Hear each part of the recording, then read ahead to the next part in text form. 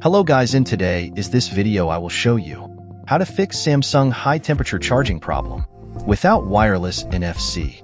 Now watch this video and follow a step by step.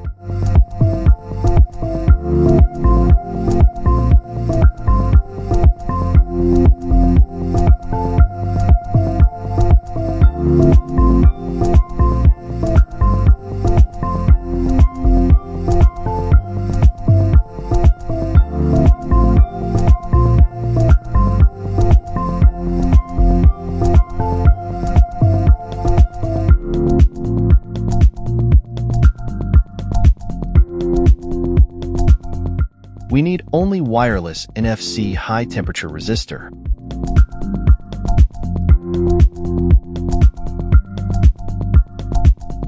Now jumper with this resistor, this point.